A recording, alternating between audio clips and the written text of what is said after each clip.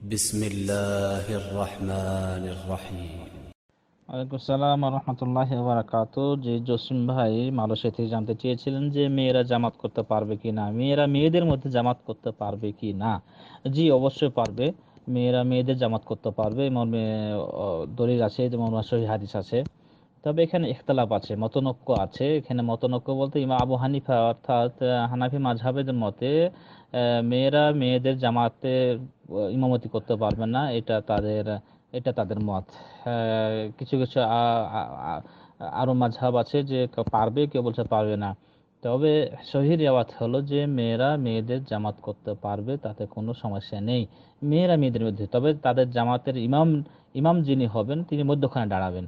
এ মর্মে সহিহ হাদিস যেমন আয়েশা থেকে বর্ণিত, তিনি নিজেই যে আন্নাহা আম্মাত নিসাআন ফিল ফারিজা ফিল মাগরিব, মাগরিবের নামাজে, ফরজ নামাজে তিনি মহিলাদের ইমামতি করেছেন। হযরত আয়েশা নিজেই আর তিনি দাঁড়াইছিলেন এই মধ্যখানে, আর কিরাতকে জোরে পড়েছিলেন তার বাসাতে।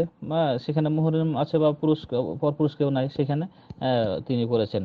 এই পর্বে আরো কিছু হাদিস আছে, এই হাদিসগুলো আপনি পাবেন।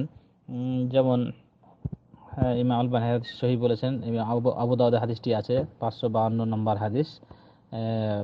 এই হাদিসটা এখানে দেখতে পাবেন। ইমাম দারকুতনি, ইমাম হাকিম, ইবনে খুজাইমাতেও কিছু হাদিস আছে এই মর্মে, যে হাদিসগুলা সহিহ রিওয়ায়াত। তাহলে এখানে জায়েজ সুরাত পাওয়া গেল যে জায়েজ আছে। তবে যদি কেউ ইমামতি না করে বা জামাত না করে আলাদা নামাজ পড়ে বাসাতে, তা পড়তে পারে মুনফেরেদান, অর্থাৎ আলাদা আলাদা। মহিলারা যদি নামাজ পড়ে বাসাতে, একটা বাসাতে 5টা 7টা মহিলা আছে যে আলাদা আলাদা নামাজ পড়ে ফরজ নামাজে, তাতে কোনো সমস্যা নেই, পড়তে পারে। তবে জায়েজ হলো যদি জামাত 5টা মহিলা একসাথে আছে জামাত করে পড়বে, তাহলে পড়তে পারে। তবে মহিলা দাঁড়াবে মধ্যখানে, এই মর্মে সহিহ রিওয়ায়াত আছে।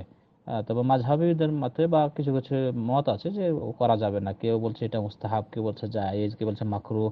তবে জায়েজ সুরাত হলো যে হ্যাঁ অবশ্যই যাবে, এটা করতে পারে। জাযাকুমুল্লাহ খাইর।